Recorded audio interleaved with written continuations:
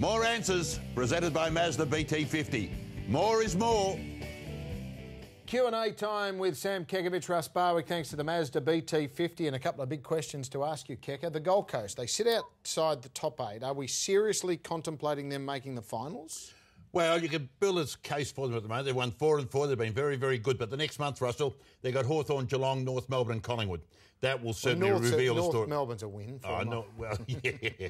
That will reveal the story. But what they've unearthed in a short period of time, guys like Thompson in the back line, Presti has been very good, Amira terrific, and, of course, Ablett and the likely Brown. subjects, Campbell Brown. The thing about the Gold Coast, it's been a real tough place for teams to succeed over a period of time. You know, you've had rugby league teams fall over, you had A-League team fall over.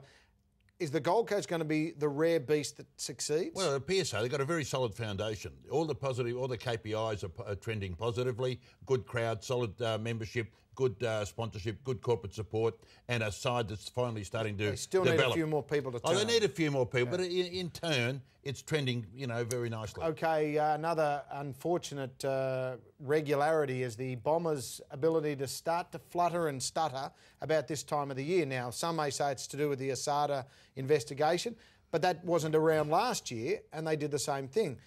Are they just a team that peaks too early and doesn't look at the finals? You don't really know, but certainly you'd be a bit alarmed with the mid-season collapse that evolved last year. Now you're Well, it's a collapse now because they only just got over the line against GWS. There's no doubt, Russell, that the events off the field have got to be impacting to some degree.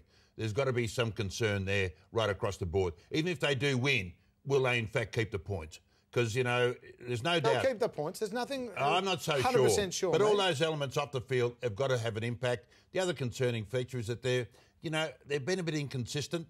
They were monstered last week against the Brisbane Lions physically. They were bashed. The week before against Geelong as well. Yeah.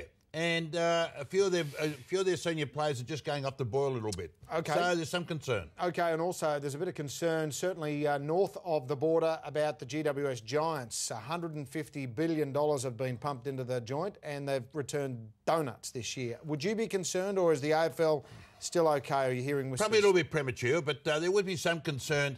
Look, under normal circumstances, there would be none. But with the emergence of Greater Western Sydney in the A-League, what they saw... the West Sydney Wanderers. The West Sydney Wanderers, sorry.